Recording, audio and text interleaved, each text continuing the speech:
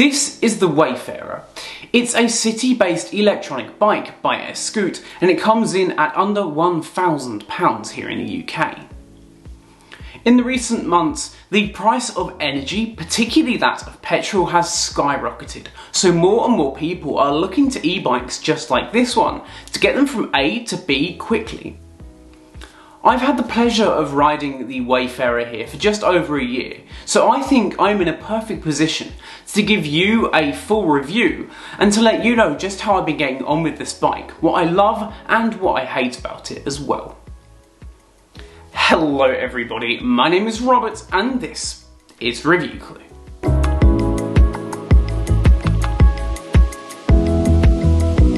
The bike comes mostly pre-built, but it did take my partner a few minutes to read through the manual and to get the bike actually set up and working.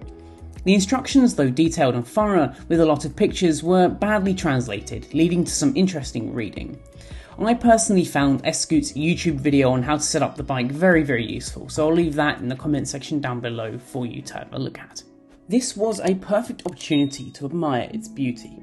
Coming in at 25 kg, this is by no means a light bike, but what it lacks in lightness it certainly makes up for in its design.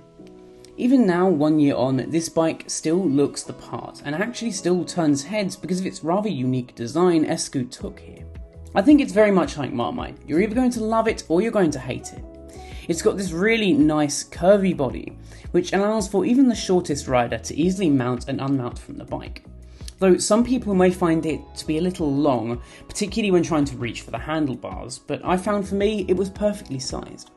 Its alloy frame and rather fittingly named Long Ting battery is 360 watt hours. It's internally mounted and sits snugly. It doesn't rattle and is quite quick to unlock and lock into place as well to allow for charging off the bike if desired. The pannier rack on the back is good quality and has very much come in handy when riding to and from food shopping with the essentials, but do keep in mind that 125 kg weight limit while riding. The mudguards and kickstands are also easy to attach and they are fine quality rise. It's certainly nothing to write home about, but it really doesn't need to be. The contact points on this bike are a little bit of a mixed bag. The saddle is decent enough, not enormously padded, but at least it's nicely designed and wide enough on the back that it's not going to give you a numb bum almost instantly. The bar grips on the wide bars feel pretty tactile, and the ability to switch the right hand side out for a twist throttle was actually a nice touch, but do remember that in the UK it is illegal to have a throttle on a e-bike. The transmission is a Shimano Tourneo rear mech with an easy to use bar shifter. I really wasn't used to this style of gearing system, but quite quickly got the hang of it. Changing up and down gears was a breeze. Its short chain meant that it was less vulnerable to slipping on and off during gear changes. The motor powering the pedal assist on this bike is a 250 watt Bafang motor. It's a brushless rear hub motor with a cadence sensor controlling it. There are 5 levels of assistance here. This motor kicks out a lot more power than I initially expected though. Even on its lowest pedal assist level, the bike would propel you forwards with quite some force. Personally, I found this a little hard to get used to, as I wasn't really expecting it at first, so I would tend to disable the assist when kicking off, and then enable it after a short period of time.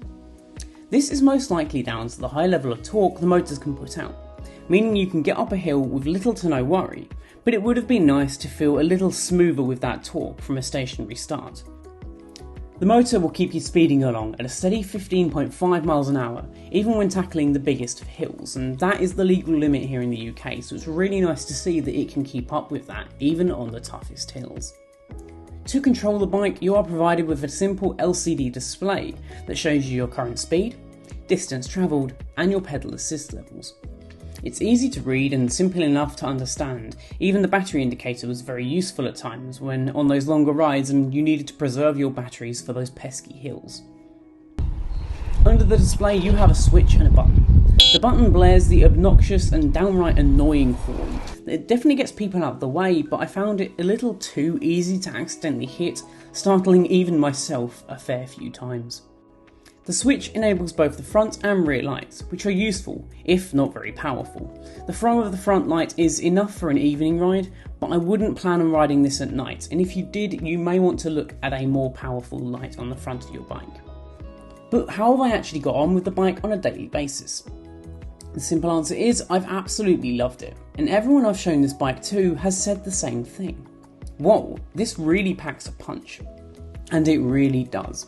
The front suspension fork is okay for riding around the town and absorbing some of the smaller potholes, but when it comes to dirt trails or off-road tracks, then you're really going to start to feel every twig and loose stone due to the poor suspension. But saying that, it's not really what this bike was built for. If you want to go for an off-road bike, Escoot does actually build a better one for you, so I would take a look at that one. They claim the battery to be able to do about a 40-mile range, which is pretty insane, and I found that to be largely true. Even on the more hilly terrain near me, I was getting close to that, if not more than the advertised 40 miles an hour, using the lower pedals of assist. I found getting around to be much easier with this e-bike. I can actually complete a 60-minute ride to my local park and truly not break a sweat if I didn't want to. And of course, if I did, I would just disable the assists and be on my way. The bike feels sturdy in its frame and overall build quality too, so it never really felt like it was going to fall apart on me. Charging is super simple. It can be done both on and off the bike, and that can be done with that key, just twisting it and pulling it off.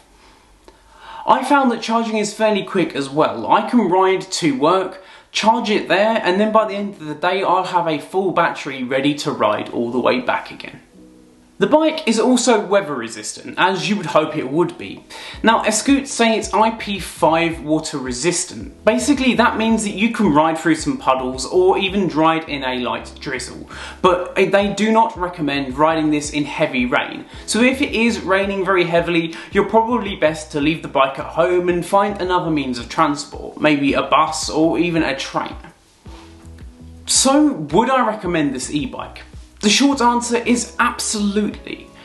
The combination of both quality parts, a great motor, and that awesome battery life is enough to get you around the city and get you from A to B with ease. If you're looking to take the more off-road trails, then this isn't the bike for you, and I recommend one of Escoot's other bikes that they offer.